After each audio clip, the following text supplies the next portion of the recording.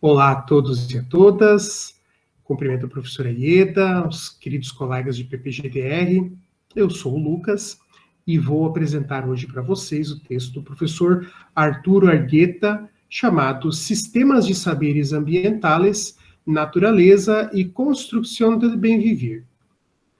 Bom, o texto, então, que é do professor Dr. Jorge Arturo Argueta Villamar, ele é da Universidade Nacional do México e pesquisador do Centro Regional de Pesquisa Multidisciplinar. Este artigo ele foi publicado na revista Desenvolvimento e Meio Ambiente da Universidade Federal do Paraná. Ele traça, então, algumas linhas gerais do pensamento das organizações dos povos indígenas e povos originários da América Latina nos últimos 40 anos, que se iniciaram na elaboração de demandas por respeito, por apoio de parte dos Estados nacionais, e hoje eles buscam um nível maior de autogestão, autonomia, luta pela vida e pela Mãe Terra. Bom, ao mesmo tempo, o professor estabelece um diálogo a respeito do pensamento crítico a respeito do conceito de desenvolvimento. E que tipo de desenvolvimento se espera, então, para a América Latina, para esses povos, trazendo aí uma crítica que já é tema estabelecido a respeito do conceito de desenvolvimento ocidental, né?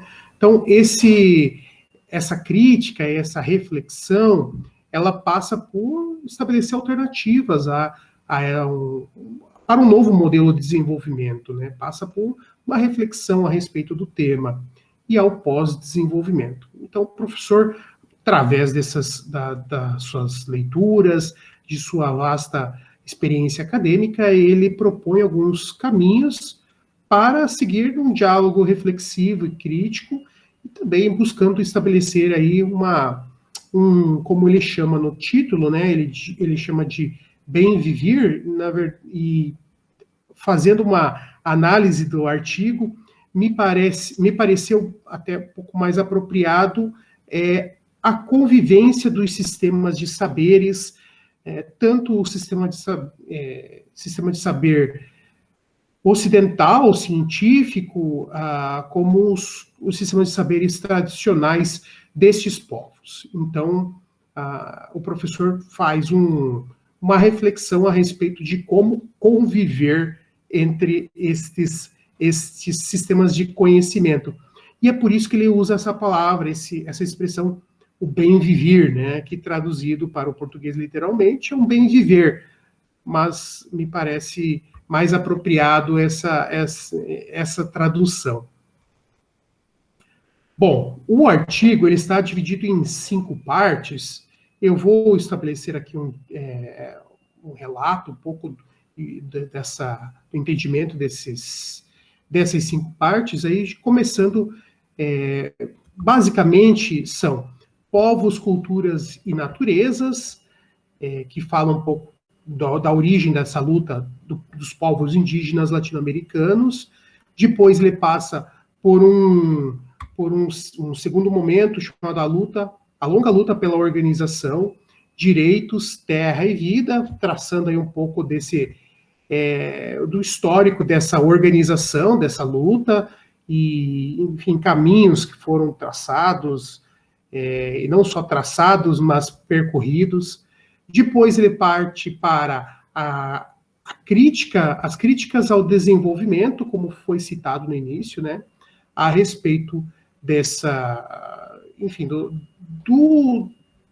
problema de um desenvolvimento que é aquele desenvolvimento pelo viés econômico, trazido aí pela Europa, pelos Estados Unidos, por grandes países do ponto de vista econômico, né? Então, esse tipo de desenvolvimento trazendo aí uma discussão de como esse desenvolvimento que propõe uma diminuição da desigualdade que na realidade ele não se reflete exatamente da maneira que deveria ser. Depois, os discursos e as práticas da transição, elementos, aqui ele apresenta elementos para uma transição para um novo modelo, ele não estabelece um novo modelo, mas ele traz elementos que podem ajudar nessa transição. E, por fim, diálogos de saberes para a construção do bem viver. Né? Então, aqui ele estabelece, no final, um diálogo entre os sistemas de saberes. Tá? Mas eu vou voltar no início para a gente estabelecer aqui o início da nossa reflexão a respeito do primeiro item. Na primeira parte do artigo, chamado Povos, Culturas e Naturezas, o professor Arturo traz a luta dos povos indígenas, os povos dos campesinos, os povos originários da América Latina na sua afirmação como sujeitos sociais e políticos. Esse modelo de desenvolvimento estabelecido, esse modelo ocidental, ele é um modelo que privilegia basicamente o desenvolvimento econômico, mas estas culturas, como resgata o professor Arturo, elas se baseiam muito mais no convívio com a natureza e na preservação de seus costumes, de suas, enfim, de sua cultura, né? Então, essa discussão que os indígenas propõem é o início de um desenvolvimento alternativo, ou da civilização ocidental, como foi dito. Então, eles rejeitam o rejeito não seria bem a palavra, mas eles se posicionam de uma maneira diferente em relação à natureza. Eles não buscam dominar a natureza, eles buscam conviver com a natureza, o que nos traz uma condição de preservação do meio ambiente muito mais significativa, já que você estabelece um convívio respeitando os limites que a própria natureza tem, né, e buscando extrair dela aquilo que você precisa. Então, essa luta dos povos originários passa pela recuperação de suas terras, o resgate de sua cultura. Ele usa outra palavra no sentido de reconstrução, mas me parece que, na minha interpretação, está muito mais para resgatar essa cultura e para preservar seus idiomas, seus costumes, além de participar ativamente do planejamento de seu próprio futuro. As culturas indígenas, também trata disso o professor Arturo, não são culturas atrasadas como se estabelece assim de uma forma preconceituosa, mas são culturas vivas.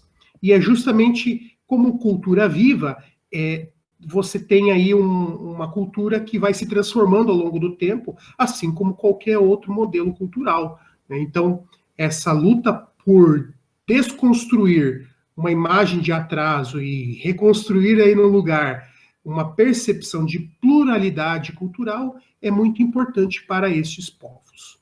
Na segunda parte do artigo, intitulada A Longa Luta pela Organização, Direitos, Terra e Vida, o professor Arturo traz um resgate aí cronológico, histórico, dos momentos, grandes momentos relevantes da organização do movimento indígena no continente americano e mundial também.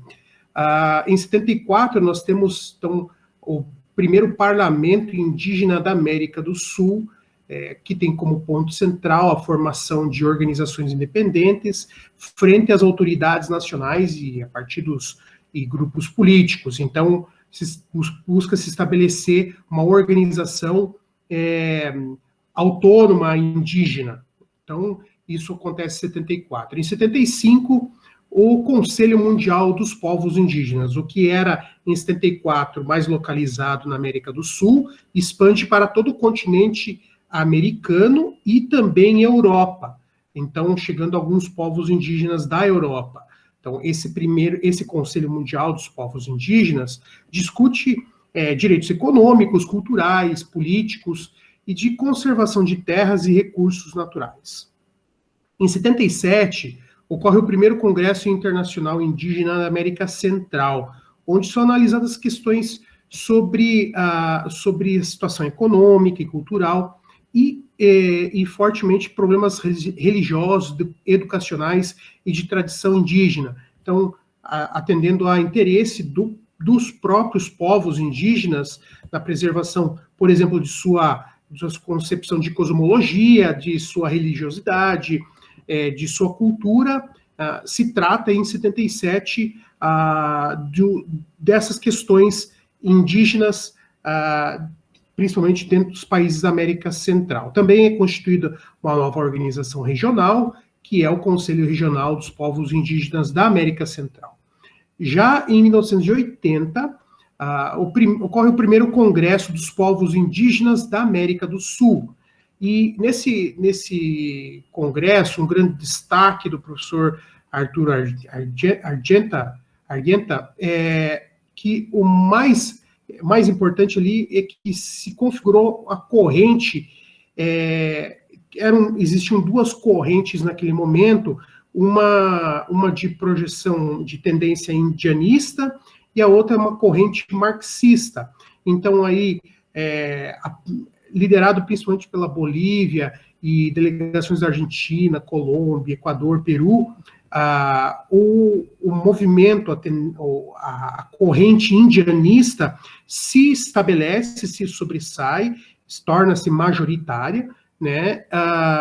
E aí, a partir de então, baseia-se seu discurso hegemônico na concepção cósmica da harmonia entre o homem e a natureza. Então, estabelecendo isso como uma prioridade para os indígenas da América do Sul. No mesmo congresso, também se estabelece que os povos, de acordo com a sua realidade local, pode estabelecer estratégias, tanto para ocupar cargos eletivos, se tiver, digamos assim, sendo povos com maioria de indígenas ali dentro do seu país, ou, se no caso for minoria, a participação dentro das políticas que impactam na vida dos povos indígenas. E na década de 80 também o professor traz aí uma diversidade de lutas ocorridas principalmente no México, o resgate que ele faz dentro do seu próprio país, especialmente no que diz respeito à pluralidade cultural, essa luta pela terra e reforma agrária. Existe aí uma aproximação do movimento indígena com movimentos sociais de lutas por reforma agrária, e também existe uma luta de uma outra parcela, porque aí existem várias organizações indígenas, por melhores condições de produção, comercialização de seus produtos. Também aí surge um movimento cooperativista, no sentido de se fortalecer e de facilitar o acesso a fatores econômicos que favoreçam essa comercialização de seus produtos. E também, por fim, uma luta a respeito do ambientalismo indígena, que traz aí a sua percepção de convívio com a natureza, né, trazendo isso como uma luta, enfim, de preservação ambiental. A terceira parte do artigo trata sobre as críticas ao desenvolvimento, que é o desenvolvimento tradicional, ocidentalizado, hegemônico, que eminentemente, fortemente é associado ao desenvolvimento econômico. Então, trazendo aí esse contexto da década de 80, que é o qual ali se estabelece mais ou menos esse escopo de tempo, o professor Argenta, ele relembra que o desenvolvimento traz a sua promessa de reduzir a desigualdade, só que ele se confronta com uma realidade que é diferente, que não estabelece, que não gera essa diminuição da desigualdade, e pelo contrário, o professor usa o termo os hipermilionários, que para nós seriam os bilionários, né? Então, a proliferação de pessoas com esse poderio econômico, com essa acumulação de capital, como uma distorção, né? Como algo que realmente não contribui efetivamente com essa redução de desigualdade, que, na verdade, então, o modelo hegemônico tem propiciado uma acumulação de capital nas mãos de poucos e aumentando essa desigualdade. Bom, nesse sentido, teóricos e políticos, naquele contexto, buscam novos tipos de desenvolvimento para o enfrentamento desses problemas sociais e econômicos advindos desse aumento da desigualdade. Nesse contexto histórico, muitos teóricos buscam saídas para isso. Então, se levantam novas evidências da crise desse modelo. Então, essa crítica, ele passa por isso, né, pelos aspectos que esse modelo de desenvolvimento tem, especialmente no que diz respeito ao meio ambiente, à degradação dos biomas, a degradação ambiental global. Então, nesse espaço aqui do texto, ele levanta essa discussão de crítica. Na quarta parte do artigo, o professor Argenta traz os discursos e as práticas da transição. Então, percebido essa crise desse modelo hegemônico de desenvolvimento baseado no aspecto econômico, ocorre uma aproximação com as concepções dos povos indígenas. E acho que essa é uma das grandes contribuições do texto, do artigo, porque, veja, ele traz um modelo e uma luta indígena, suas causas, suas bandeiras, né, e uma realidade de concentração de capital, de problemas, enfim, socioeconômicos, né, advindos desse modelo de desenvolvimento, de acumulação, aumento das desigualdades. Então, veja, um dos aspectos que o artigo traz é estabelecer, assim, que a construção de um modelo harmônico com a natureza e seus aspectos culturais são aspectos importantes ao se constituir um modelo de desenvolvimento, né? Então, existe essa discussão nessa parte do artigo, e aí há algumas práticas para a transição, né? Veja que eu coloquei aqui que os coletivos buscam redefinir os objetivos do desenvolvimento, justamente trazendo o aspecto ambiental para a pauta do desenvolvimento, né? Então, se a gente estabelecer aí em que momento histórico está se discutindo isso, né, na década de 80, então, realmente nós temos aí trazendo a questão ambiental para o bojo da discussão dos objetivos de desenvolvimento, né? E também ele traz ali um pouco da movimentação indígena, dos povos indígenas, no sentido de estabelecer projetos para assumir e promover os seus sistemas de conhecimento. Então, como a gente vai ver daqui a pouquinho no próximo e último item, existe essa discussão e esse aprofundamento no sentido dos povos indígenas de estabelecerem projetos que auxiliem o fortalecimento de seus sistemas de conhecimento. A quinta e última parte do artigo traz os diálogos de saberes para a construção do bem viver. E é aqui que eu resgato o que eu falei no início, que existe esse bem viver está no aspecto do conviver, da convivência, respeito e valorização dos diferentes sistemas de conhecimentos, porque existe um modelo ocidental, científico, e existe o sistema de conhecimentos tradicional de povos originários, né? Então, busca-se aí, nesse momento, estabelecer diálogos para o convívio desses sistemas de conhecimento. E, como dito no item anterior, veja, uma das concepções do sistema de conhecimento indígena é estar em consonância com a natureza, né, de forma harmônica com a natureza, que, por outro lado, no sistema científico ocidental, apesar de muitos esforços nesse sentido, na prática existiu ali uma deterioração, né, dos sistemas ambientais em função do modelo de desenvolvimento econômico estabelecido até então. Então, veja, o sistema de conhecimento indígena tem muito a contribuir nesse sentido de trazer uma nova visão, de trazer um ambiente, um espaço harmônico, até no sentido de, se for, podemos resgatar aqui os alertas que a ONU já vem nos trazendo em relação ao consumismo, a quantidade de planetas em que são necessários para você, para garantir o modo de vida atual, né? Então, e aí a gente tem muitas diferenças entre países, mas uma média global, que apesar disso ter sua limitação no ponto de vista de avaliação, ainda assim a média global ela é acima de um planeta, né?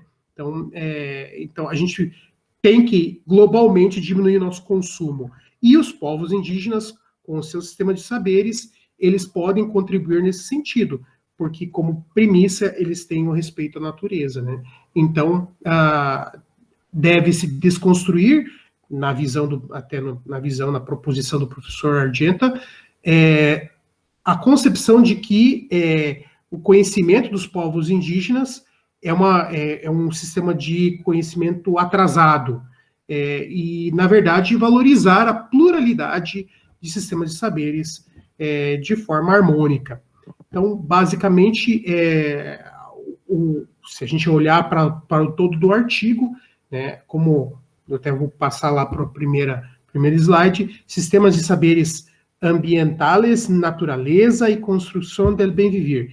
Então, o respeito, o entendimento de que nós temos sistemas diferentes e que todos podem contribuir dentro de seus espaços sociais, os povos, todos os povos podem construir de forma global para nós termos um mundo, enfim, que possa nos abrigar por muito mais tempo, enfim, nesse sentido, né? Então, pensar os modelos de desenvolvimento a partir de um olhar que não seja econômico, nem de acumulação de capital puramente, né? Mas sim de um sistema que possa garantir condições dignas para as pessoas e um planeta e um meio ambiente com mais resiliência, com mais capacidade de nos suportar, né? Nós, seres humanos, poder usufruir dele por mais tempo, certo?